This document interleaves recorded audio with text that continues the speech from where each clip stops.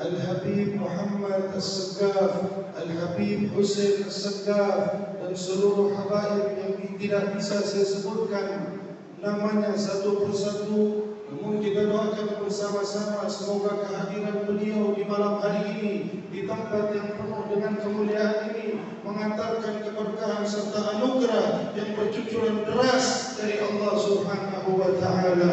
Amin ya Allah ya Rabbal alamin.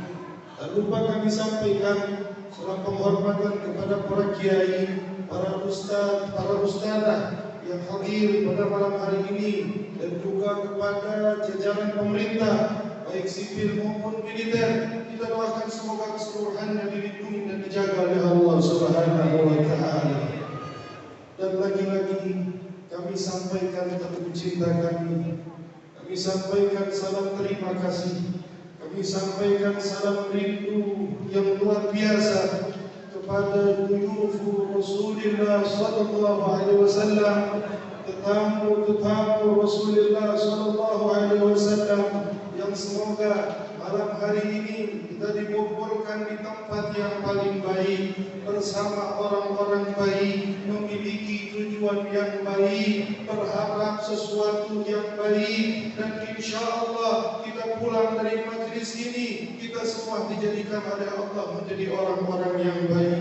Kita minta kepada Allah Subhanahu wa taala, angkat tangannya kita memohon kepada Allah dengan keberkahan maulid, dengan keberkahan salawat, dengan keberkahan para habaib dan para kiai, orang-orang saleh yang hadir pada malam hari ini. Semoga kita yang hadir pada malam hari ini yang punya dosa-dosanya diampuni oleh Allah Subhanahu wa taala, yang punya hajat-hajatnya dikabulkan oleh Allah, hajat dunia dan hajat akhirat, yang rezekinya masih sulit diluaskan rezekinya oleh Allah, yang masih sulit beribadah pulang membawa taufik dan hidayah dari Allah, yang masih suka bermaksiat pulang dicabut khadlan, dicabut rasa kekuatan untuk berbuat maksiat kepada Allah. Dan mudah-mudahan kita semua yang hadir pada malam hari ini pulang membawakan kecintaan kepada Nabi Muhammad sallallahu alaihi wasallam.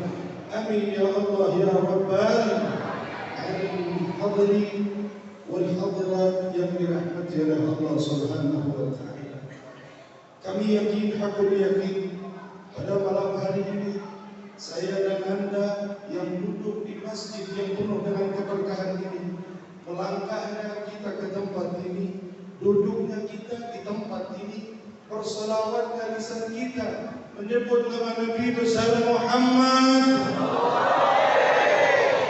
Yakin, hakul yakin, ini bukan keinginan kita, ini bukan kehendak kita, ini bukan kemampuan kita, melainkan kita kumpul di masjid ini merupakan keinginan murni Nabi Muhammad sallallahu alaihi wasallam. Maka para hadirin hadirat yang dirahmati Allah, ambillah kabar gembira dari Nabi Muhammad sallallahu alaihi wasallam. Insyaallah malam hari ini kita yang memiliki lisan yang basah menyebut-nyebut nama Nabi, lisan yang basah bersolawat kepada Nabi, maka lisan-lisan inilah yang akan dipantaskan oleh Allah untuk dituangkan air dari telaga kausarnya Nabi besar Muhammad sallallahu alaihi wasallam. Ambil kabar gembira dari Nabi, di mana Nabi sallallahu alaihi wasallam mengatakan, "Inni la a'rifu hajaran kana di Makkah yusallim alayya qabla an ub'ath." Nabi bilang kepada para sahabatnya, "Wahai para sahabatku, hadis ini turun setelah Nabi hijrah ke Madinah." Nabi bilang sama sahabat-sahabatnya, "Wahai sahabatku, demi Allah sampai detik ini aku masih ingat ada batu di kota Makkah Al-Mukarramah pada saat aku sedang berjalan ke Ka'bah. Batu tersebut mengucapkan Assalamu alayka ayyuhan nabiyyu wa rahmatullahi wa barakatuh." Batu tersebut menyampaikan salam kepadaku. Apa kata Nabi?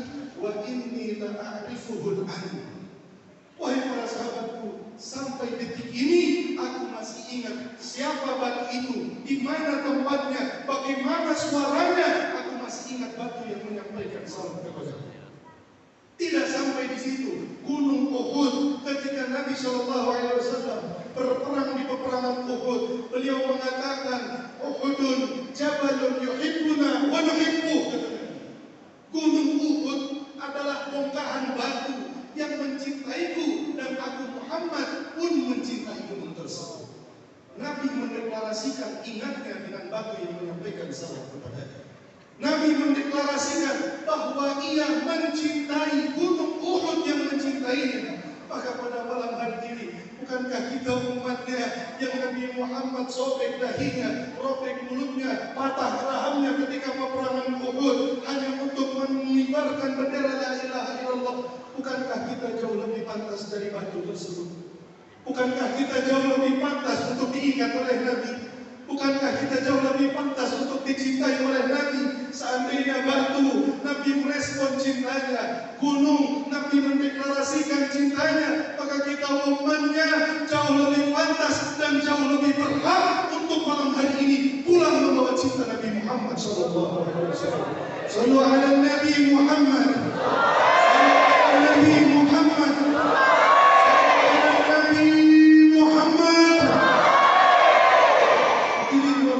Yang dirahmati oleh Allah Subhanahu wa Ta'ala, maka jangan pernah meremehkan majelis salawat seperti ini. Jangan pernah meremehkan majelis maulid seperti ini. Siapapun penceramahnya, siapapun yang menyelenggarakan, di dalamnya ada salawat, di dalamnya ada maulid, jangan pernah tinggalkan Nabi Muhammad SAW. Nabi Muhammad tidak pernah meninggalkan kita. Kita yang meninggalkan Nabi. Hati-hati mereka yang suka meninggalkan Nabi Muhammad. Kami takut kelak di yaumil kiamat, di saat orang tua, istri, anak, bahkan guru kita sendiri akan meninggalkan kita. Kemudian tatkala kita membawa dosa di hari kiamat, mencari pertolongan kepada siapa kalau bukan kepada Nabi Muhammad? Datang kita kepada Nabi Muhammad. Karena di dunia kita selalu meninggalkannya. Kami khawatir, kami takut ketika Nabi Muhammad dimintai pertolongan. Ya Rasulullah, saya umatmu, ya Rasul.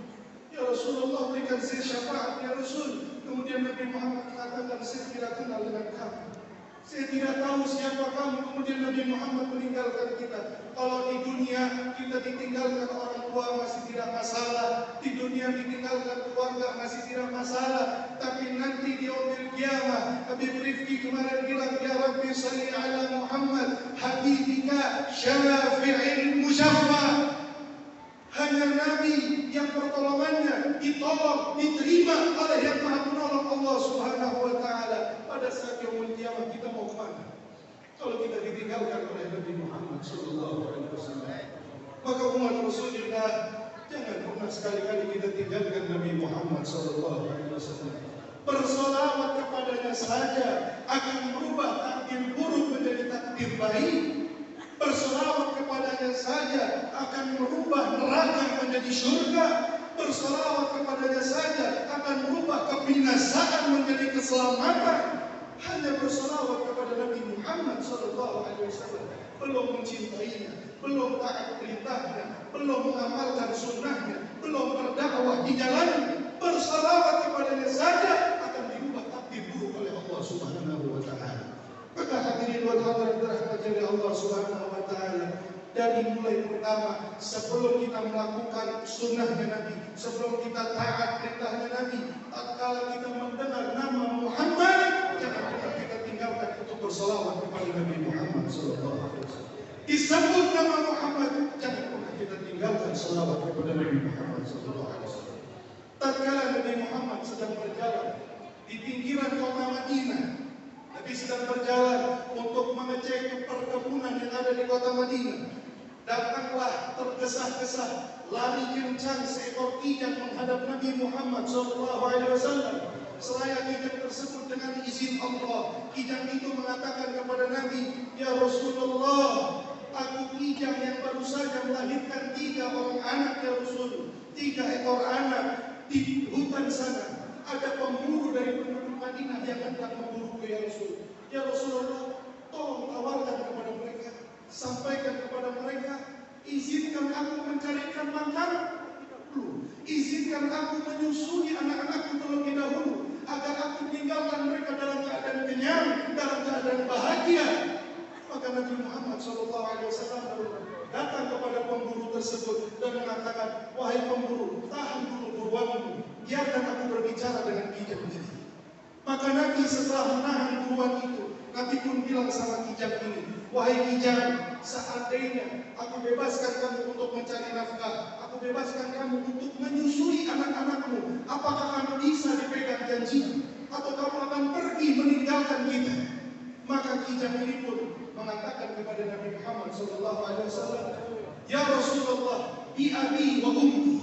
Ya Rasulullah, aku bersumpah dengan ayah dan ibuku, seandainya aku lari dari ketentuan ini, aku lari dari perjanjian ini, biarkan Allah melaknatku sebagaimana Allah laknat mereka umatmu yang ketika disebut namamu mereka enggan bisu untuk bersalawat kepada Nabi Muhammad SAW.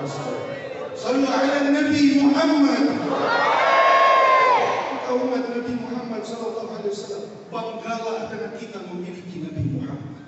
Senang kita memiliki Nabi Muhammad. Dimanapun ada maulid, datang maulid. Dimanapun ada majelis salawat, datang majelis salawat. Habib Umar bin Hafid, beliau mengatakan, billahi karrir dhikra wasfi Muhammadin kayma tusiha min qulubil rana. Demi Allah, karrir, ulang-ulang terus. Baca terus, dengar terus, hadir terus dzikra wasfi Muhammadin, tentang biografi, tentang sifat, tentang jalan hidupnya Nabi Muhammad SAW, agar apa? Kaima tuziha 'anil qulubi, agar hati kalian diselamatkan oleh Allah, agar hati kalian dibersihkan oleh Allah, agar hati kalian dititipkan cahaya oleh Allah. Dan tahukah kita barometer patokan keselamatan seorang hamba ketika menghadap Allah bukan banyak ibadahnya, melainkan barometer seorang hamba bisa selamat menghadap Allah satu bekalnya, illa man atallaha biqalbin salim. Mereka yang punya hati selamat. Selamatkan hati kita dengan memakmurkan hati kita dengan Nabi Muhammad SAW. Hadirin berhadirat yang dirahmati oleh Allah Subhanahu wa Ta'ala.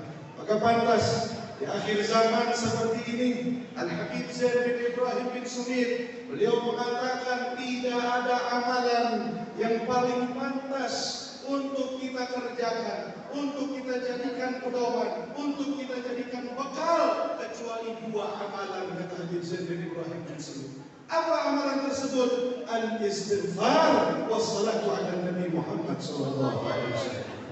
Yang pertama, perbanyak taubat, perbanyak istighfar, dan yang kedua, dekatkan diri kita dengan Nabi Muhammad SAW. Akhir zaman kita nggak bisa lepas dari fitnah. Sekarang fitnah luar biasa. Ulamanya kena, umaranya kena, alimnya kena, ustadznya kena, orang awamnya kena, pengusahanya kena, tua kecil kena. Fitnah akhir zaman, betul? Zaman sekarang jangan kita yang tua, anak-anak SD, dia bisa lakukan dosa besar, tak perlu keluar rumah, cukup dia duduk di dalam kamar, dia berduaan dengan sebatang besi alias handphone, itu anak sudah bisa bikin dosa besar, betul? Sekarang fitnah akhir zaman luar biasa. Kita nggak bisa lari dari fitnah akhir zaman. Yang kaya makin kaya, yang miskin makin miskin. Hadisnya Nabi itu sudah terrealisasi, terbukti zaman sekarang. Apa kata Nabi? La yabqa minal Islam illa ismuh. Islam udah tinggal namanya doang. Udah banyak yang melalaikan sholat. Sholat itu kayak rutinitas biasa, bukan kewajiban sama Tuhannya. La yabqa minal Quran illa rasmuh. Quran di rumah-rumah berdebu nggak ada yang nyentuh. Quran udah tinggal mushafnya doang. Di masjid ada ratusan Quran, tapi yang nyentuh cuma 1-2 orang. Masajiduhum amirah, masjidnya makmur, masjidnya uangnya banyak, masjidnya kasnya banyak. Lakin yang layaknya minal huda, di dalamnya bersih dari hidayah. Jarang orang dapat hidayah. Insya Allah Masjid Raya Buatul menjadi sebab banyak umat Muhammad mendapatkan hidayah. Fitnah akhir zaman luar biasa, Bapak Ibu sekalian yang dirahmati Allah. Tahu sebabnya apa? Tahu masalahnya apa? Tahu problemnya apa? Kerusakannya di mana? Satu problem. Satu masalahnya, satu kerusakannya, karena mereka meninggalkan Nabi Muhammad SAW. Mereka tinggalkan syariatnya Nabi, mereka tinggalkan akhlaknya Nabi, mereka tinggalkan sunnahnya Nabi, sehingga dengan mudahnya fitnah-fitnah menyerang daripada anak-anak kita, menyerang daripada keluarga kita, menyerang daripada santri-santri kita. Maka jaga anak kita daripada fitnah akhir zaman. Dengan apa? Kenalkan mereka dengan Nabi Muhammad SAW.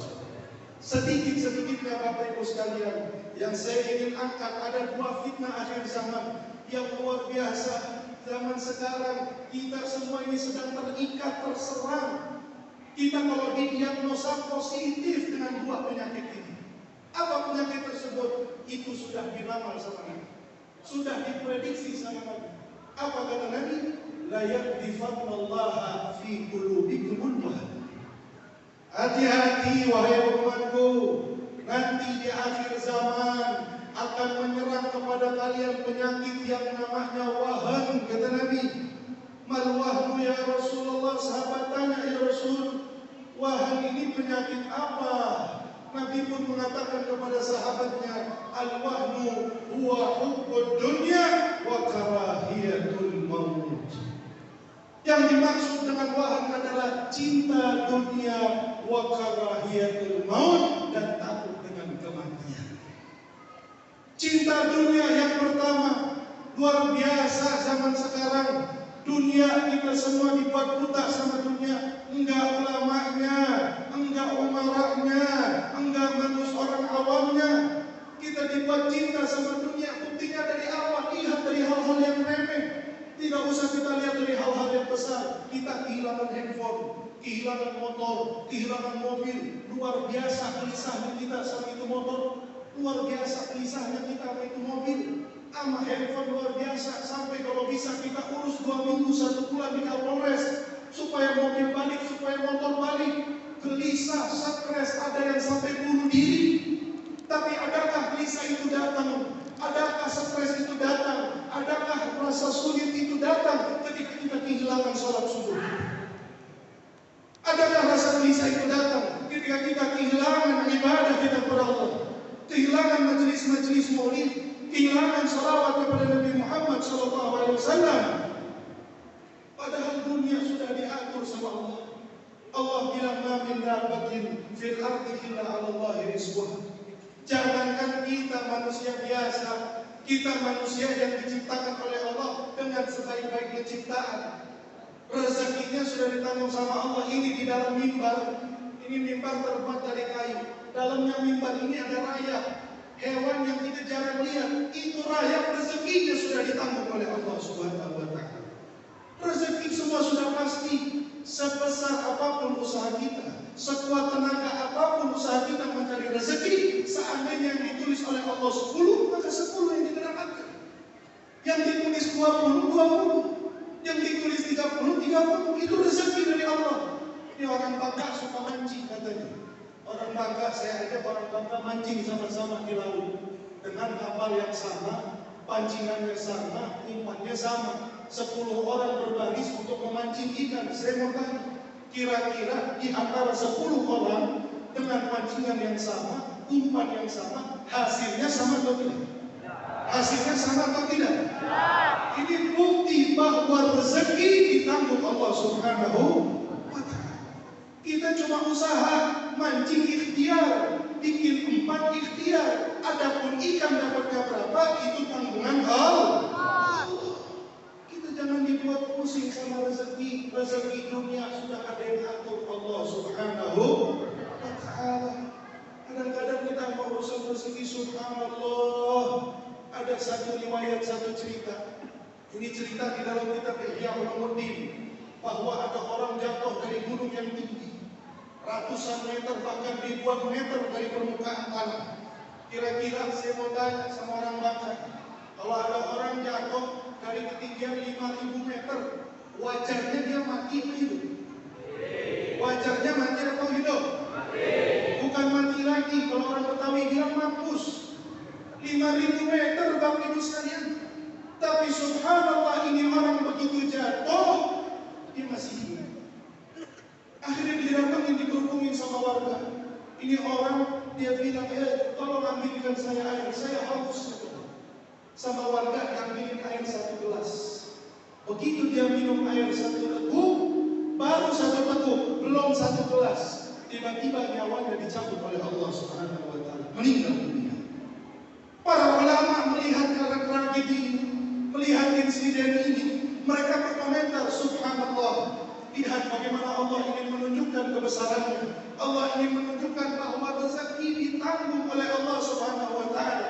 Ini fulan, dia sudah melewati sebabnya kematian. Dia jatuh dari 5.000 meter, seharusnya mati, tapi karena ada rezekinya belum terpenuhi dari Allah, maka Allah undurkan, Allah tunda kematiannya untuk mengedepankan rezekinya, menyempurnakan rezeki dari Allah Subhanahu wa Ta'ala.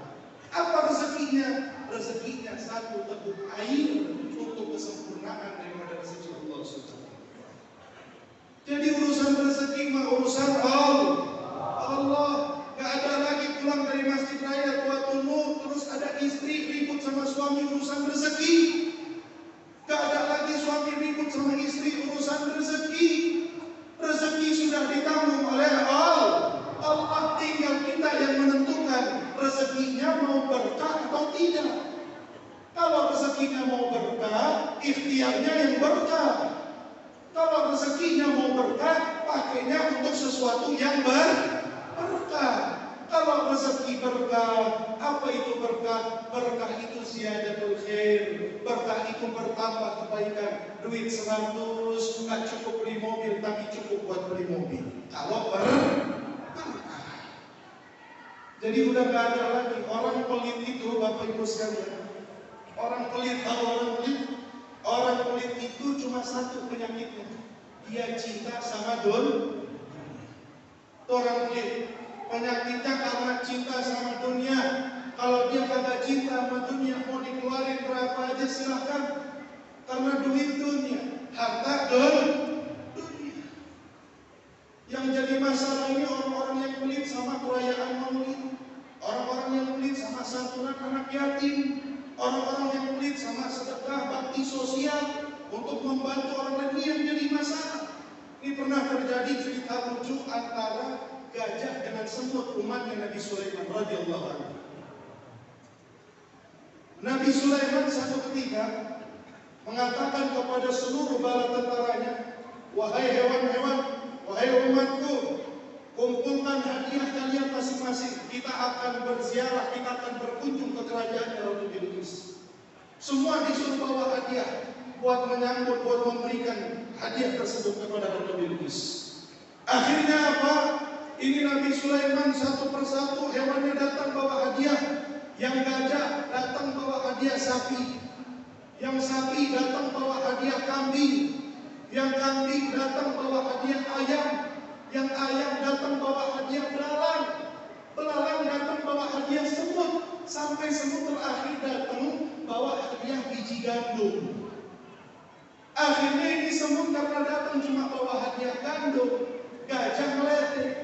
Ya lu ayah lu sedekah lu cuma segelas gandum, diam dong nih gua bawa sapi, kata dia. Ribut ini gajah sama semut sampai akhirnya diadukan kepada Nabi Sulaiman alaihissalam. Begitu dibawa ke hadapan Nabi Sulaiman bilang apa sama ini gajah sama semut? Nabi Sulaiman bilang al-hadiyatu biqadril muhdi. Hadiah itu tergantung kondisi yang ngasih hadiah. Wajar kalau gajah datang bawa sapi, wajar kalau sapi datang bawa kambing, wajar kalau semut datang bawa biji dan gandum. Yang kagak wajar itu, yang masalah itu kalau ada gajah datang bawa gandum. Ini yang jadi masalah. Subhanallah, luar biasa, duitnya banyak. Wah, bos ini, bos itu. Pak Kiai, Pak Ustadz, Bapak, ini kita mau ngadain maulid, mau nyumbang nggak buat acara maulid? Keluar tren, ceban, kau ceban 10.000, kocap 50.000. Ya Allah, ini gajah keluar gandum. Ya ikhwan, hai saudara-saudara sekalian rahmati Allah Subhanahu wa Ta'ala, pasrahkan rezeki kita sama Allah Subhanahu wa Ta'ala. Jangan sampai kita kena penyakit yang kronis seperti ini. Rezeki sudah pasti dari Allah. Ada yang belum pasti. Apa yang belum pasti? Keselamatan kita di yaumil qiyamah. Ini belum pasti. Kita masuk surga apa neraka kita nggak tahu. Kita selamat siratal mustaqim kita nggak tahu. Kita selamat di hari pertimbangan kita nggak tahu. Urusan rezeki kehilangan kita pusing, urusan akhirat kehilangan kita biasa-biasa. Kita masih ketawa, padahal saya mau dari ribuan orang yang hadir, ada tidak yang berani angkat tangan kemudian mengatakan, Habib saya pasti masuk surga.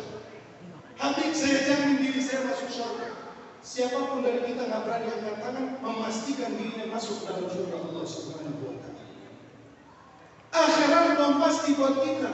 Tapi kita kehilangan akhirat, kita biasa-biasa saja. Sebagaimana kita kehilangan dunia, kita tidak biasa-biasa saja. Hati-hati. Maka dari itu, ikhwan yang dirahmati oleh Allah Subhanahu wa Ta'ala, supaya kita nggak terikat sama dunia, cintai Nabi Muhammad SAW. Pelajari Nabi Muhammad SAW. Insya Allah dia yang bawa syafaat nanti di yaumul hisab, dia yang bawa syafaat nanti di yaumul mizan, siratal mustaqim. Nabi yang akan bawa syafaat untuk mereka para pecinta Nabi Muhammad SAW. Kita nggak bisa untuk memikirkan ibadah sehari 1000 rakaat, nggak bisa. Kita cuma bisa satu, memulai cinta yang tulus untuk Nabi Muhammad SAW. Nanti di mizan hari pertimbangan, ada satu umat Nabi datang sama Nabi, ya Rasulullah, amal buruk saya lebih berat daripada amal baik saya, ya Rasul. Itu semua dosa saya lebih banyak daripada pahala saya. Akhirnya Nabi senyum, Nabi ambil kantongnya, dikeluarkan secari kertas. Nabi bilang, wahai umatku, taruh kertas ini di atas timbangan amal baikku. Maka di bawah itu kertas ditaruh di atas amal timbangan baik. Apa yang terjadi? Amal baiknya jatuh lebih berat dibanding amal buruk. Begitu dibuka kertas tersebut, apa tulisan di dalam kertas itu, wahai umat Muhammad? Tertulis di dalam kertas tersebut tulisan Allahumma salli ala Sayyidina Muhammad. Allahumma salli ala Sayyidina Muhammad. Salawat kepada Nabi Muhammad sallallahu alaihi wasallam. Siratal mustaqim itu perjalanan 1500 tahun. Kita berjalan di Batang, satu helai rambut di belah 7, naik 500 tahun, datar 500 tahun, turun 500 tahun. Pada saat itu umat Nabi Muhammad ada yang habis dihantam dengan kalali, dengan ranjau. Bahkan sampai diriwayatkan Nabi Muhammad turun ke neraka jahanam untuk mengangkat satu persatu daripada umat yang berbuat dosa ketika di muka bumi. Cinta Muhammad satu-satunya bekal yang bisa kita jadikan andalan untuk kita selamat di hadapan Allah Subhanahu wa Ta'ala. Mudah-mudahan Allah jaga kita daripada penyakit cinta kepada dunia, ya Allah. Penyakit yang kedua, karahiyatul maut. Takut sama mati. Takut sama mati ini juga penyakit kronis. Karena mati itu pasti datangnya. Mati itu sudah ditulis oleh Allah. Kullu nafsin dha'iqatul maut. Yang bernyawa pasti ngadepin kematian. Habib Abdullah bin Husain bin Tahir beliau apa? Fal mautu atin an qarib. Yang paling dekat sama kita bukan anak istri ini. Yang paling dekat sama kita bukan rezeki. Yang paling dekat dengan kita adalah kematian kita. Ajal kita ada di depan mata. Mati pasti datang, gak ada bedanya sama rezeki. Kita lari dari mati sama kita lari dari rezeki. Pasti datangnya mati. Kenapa kita takut menghadapi mati? Orang takut menghadapi mati karena dia belum siap menghadapi mati. Yang menjadi tugas kita menghadapi kematian itu, kita harus tahu bahwa kematian itu cuma dua modelnya. Kalau tidak husnul, su'un. Kalau bukan husnul khatimah, su'ul khatimah. Itu yang harus kita pikirkan. Maka sebagai penutup, saya mau bahas tentang ini mati. Husnul khatimah dan su'ul khatimah. Karena kita semua bakal ngadepin yang namanya kematian. Maka saksikan bagaimana kondisi orang yang mati dengan husnul dan bagaimana orang yang mati dengan su'ul khatimah. Kita tidak pilih mau mati karena husnul khatimah atau su'ul khatimah. Yang pertama, kematian husnul khatimah. Hadirin wal hadirat dirahmati Allah, orang kalau mati husnul khatimah, dia bisa nyaman menghadapi kematian cuma karena satu sebab. Karena apa? Karena Nabi Muhammad mendampingi ketika sakaratul maut. Itu satu-satunya. Kalau nggak ada Nabi Muhammad, sakaratul mautnya sudah sakit, maka orang yang meninggal dalam keadaan sakit ketika menghadapi sakaratul maut, artinya Nabi Muhammad gak hadir dalam kematiannya. Orang bisa husnul khatimah itu karena hadirnya Nabi, karena dia menyaksikan Nabi. Kalau orang meninggal husnul khatimah, dari belum meninggal Nabi sudah datang. Nabi yang mengawal malaikat Israel untuk mencabut nyawa. Begitu Israel datang dengan kejamnya, ingin dicabut nyawanya Nabi Muhammad SAW, ingin dicabut nyawanya di umat, maka Nabi Muhammad akan tersenyum kepada umat tersebut. Begitu dicabut ini nyawa, ini umat yang melihat wajahnya Nabi, hilang rasa sakitnya sakaratul maut. Sakitnya sakaratul maut bagaikan tubuh yang dicabik-cabik dengan 100.000 cabikan pedang. Sakitnya sakaratul maut bagaikan akar pohon yang menancap di tanah selama ribuan tahun, kemudian dipaksa dikeluarkan dari tanah. Akan tetapi ketika rasa sakit itu dimulai prosesnya oleh malaikat Israel, Nabi Muhammad ada di hadapannya, maka rasa sakit itu tidak terasa sedikit pun, karena apa yang dia lihat di matanya, keindahan wajahnya Nabi Muhammad SAW.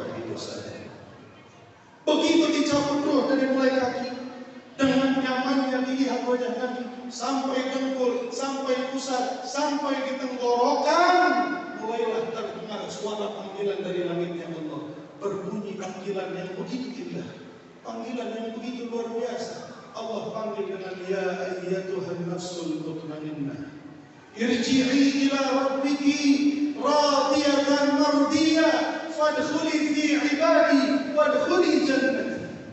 Ya ayyatuhan nafsul mutmainnah, wahai jiwa yang tenang, irji', kembalilah kamu, ila rabbiki, kepada Tuhanmu, radiyatan mardiyah, wahai umat, wahai hamba, aku Allah ridha menyambutmu, kamu pun ridha menyambutku.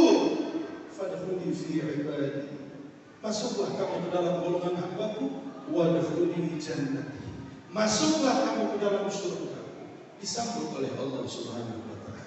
Maka umat tersebut dicabut nyawanya dalam kondisi bahagia, disambut dengan Nabi Muhammad SAW.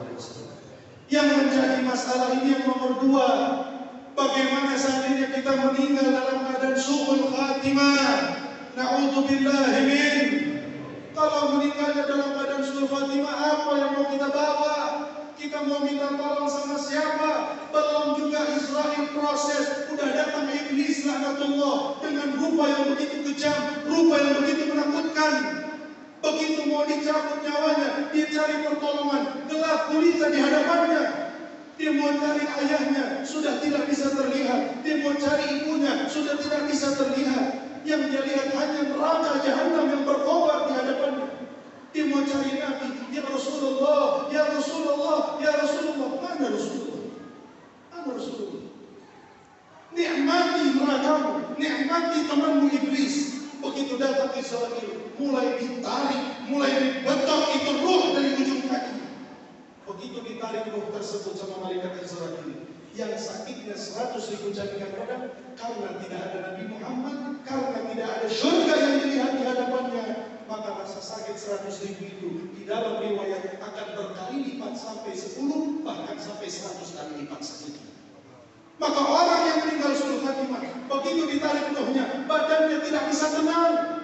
Badannya akan bergerak sana, bergerak sini, matanya akan melotot, mulutnya ingin mengatakan la ilaha illallah, namun tidak sanggup, sehingga mulutnya akan mangap teriak ke Allah. Begitu sampai di terowongan neraka jahanam diperlihatkan oleh Allah Subhanahu wa ta'ala. Maka ini orang yang meninggal su'ul khatimah, dia akan teriak kepada Allah, Rabbi laula akhartani ila ajalin qarib. Rabbi, Tuhanku, laula akhartani, ya Allah, nggak bisa ditunda dulu ini mati, ya Allah. Ya Allah, tunda dulu ini mati, ya Allah. Fa asaddaqu wa akum minas shalihin. Ya Allah, saya pengen jadi orang soleh. Ya Allah, saya pengen tobat. Ya Allah, saya pengen ibadah. Ya Allah, saya pengen baca sholawat buat Nabi, tapi apa suara yang terdengar dari langit Allah? Akan terdengar suara dari langit Allah dengan suara yang begitu keras. Idza jaa ajaluha la yastakhiruna sa'atan wa la yastaqdimun. Kalau ajalmu sudah datang, maju salah, mundur salah. Tidak bisa dimajukan, tidak bisa dimundurkan. Silahkan nikmati neraka jahanam. Hadirin dirahmati Allah Subhanahu wa taala. Tinggal kita pilih. Kita mau meninggal husnul khatimah atau kita mau meninggal dalam keadaan husnul khatimah. Satu pintunya kalau mau meninggal husnul khatimah, pintunya melalui Nabi Muhammad sallallahu alaihi wasallam. Ya Rabbi syarifna bi ru'yati sayyidina Muhammad. Rabbi syarifna bi ru'yati sayyidina Muhammad. Rabbi syarifna bi ru'yati sayyidina Muhammad. Ya Rabbi waj'alna wa ahbaban lana fi darikal firdaus ya rajwana. Ya Rabbi wajma'na wa ahbaban lana fi darikal firdaus ya rajwana. Ya Rabbi wajma'na wa ahbaban lana fi darikal firdaus ya rajwana. Mudah-mudahan kita yang hadir pada malam hari ini, kita dikumpulkan dengan Nabi Muhammad, kita diselamatkan oleh Nabi Muhammad, diizinkan wajah kita untuk memandang wajahnya Nabi Muhammad, diberikan pertolongan oleh Nabi Muhammad, diberikan syafaat oleh Nabi Muhammad. Mudah-mudahan kita pulang Allah cabut rasa cinta terhadap dunia dari dalam hati kita. Kita pulang Allah berikan kita kekuatan untuk beribadah, untuk memohon kepada Allah agar kita dimatikan, diwafatkan oleh Allah dalam keadaan husnul khatimah. Ya Allah biha, ya Allah biha, ya Allah bi husnil khatimah. Ya Allah biha, ya Allah biha, ya Allah biha, ya Allah biha, ya Allah bi husnil khatimah. Ya Allah biha, ya Allah biha, ya Allah